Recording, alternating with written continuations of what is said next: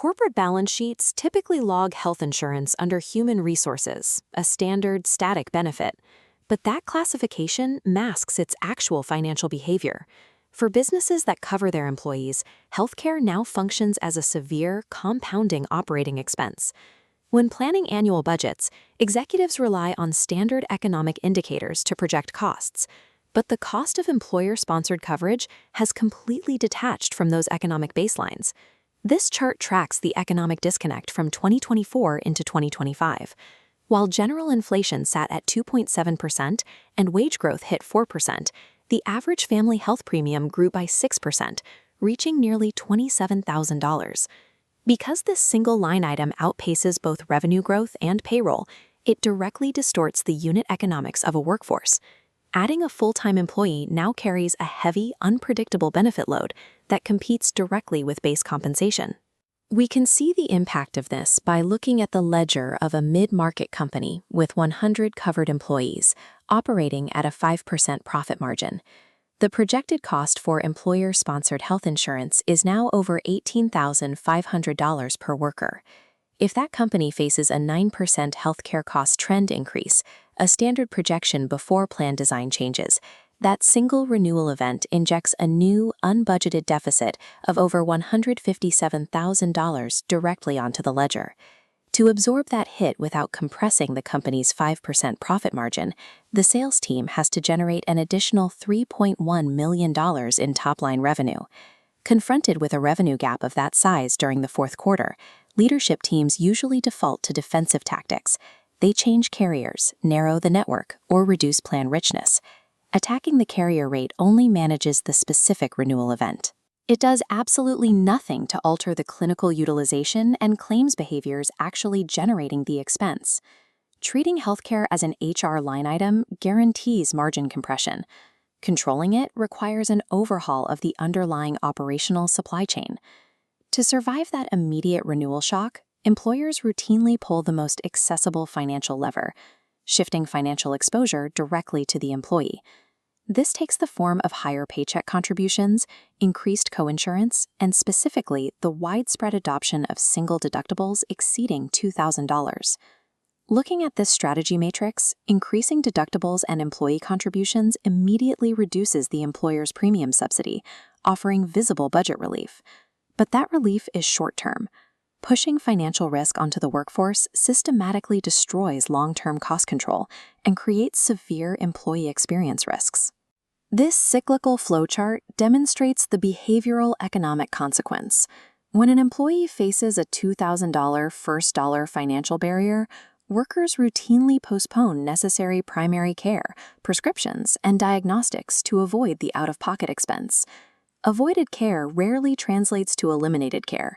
Instead, untreated conditions deteriorate, compounding in biological severity behind the scenes. Eventually, that delayed primary care manifests as an acute crisis in an emergency department or an oncology ward, hitting the self-funded risk pool as a massive, catastrophic claim. Meanwhile, the organization suffers a simultaneous drop in workforce morale.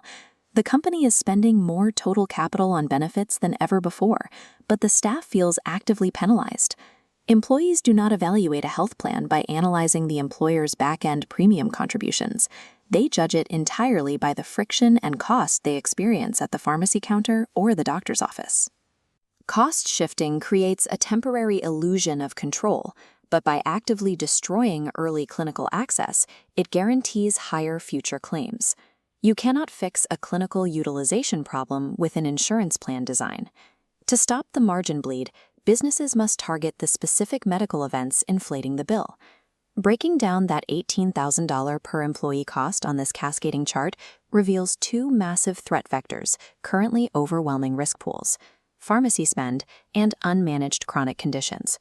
Pharmacy alone now consumes nearly a quarter of all employer healthcare expenditures, driven aggressively by the rising utilization of specialty pharmaceuticals, biologics, and targeted therapies.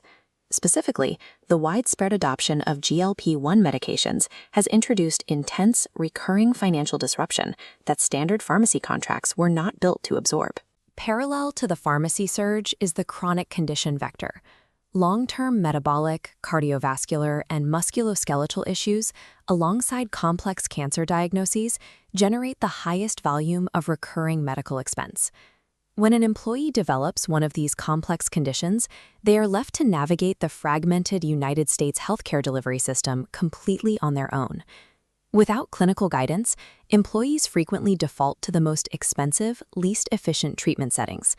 They seek routine care in high-cost hospital outpatient facilities instead of independent, lower-cost clinics.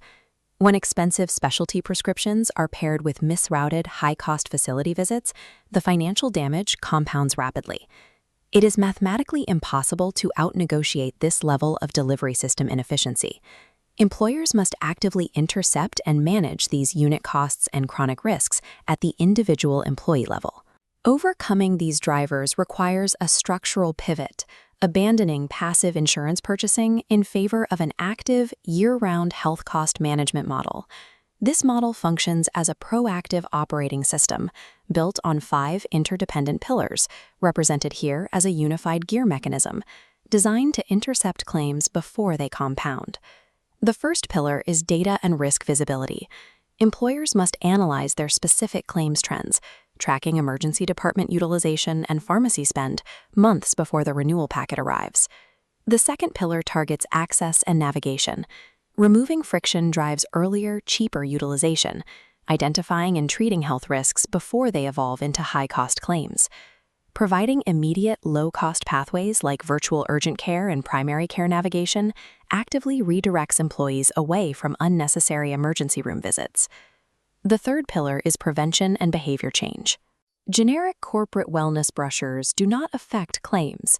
Employers need targeted clinical interventions built around measurable risk identification and primary care connection. Pillar 4 specifically targets chronic and high-cost claim management, directly handling the conditions that drive the heaviest financial risk. Integrating mandatory second opinions and steering complex surgeries toward designated centers of excellence ensures high-quality care while actively limiting the severity of catastrophic billing. Finally, the fifth pillar establishes rigorous governance and vendor alignment. Modern benefit structures suffer from vendor sprawl, requiring strict oversight to ensure these disjointed point solutions actually perform.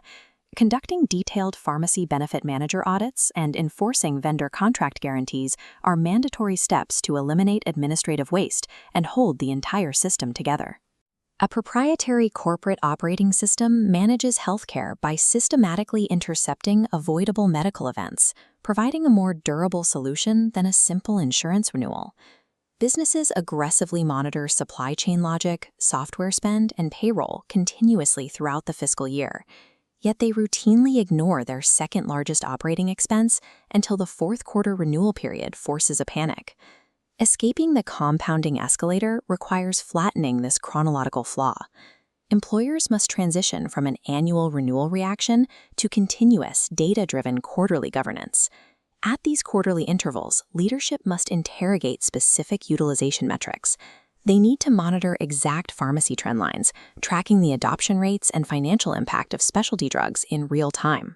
They must also review whether employees are actually engaging with primary care, or if high-friction access is driving expensive network leakage into urgent care centers and hospitals. The first practical step an organization must take tomorrow is conducting a strict baseline assessment, separating fixed, market-driven costs from controllable utilization waste. From there, the strategy must be communicated to the workforce. This requires entirely eliminating dense insurance jargon. Employees just need a clear, highly visible path explaining exactly where to go first for care and how to use the provided navigation tools. The ultimate objective is dual purpose: aggressively protect the organization's profit margins while actively improving clinical outcomes and affordability for the workforce. Managing workforce healthcare as a year-round operational mandate demands the exact same analytical rigor, governance, and active intervention as supply chain management or payroll.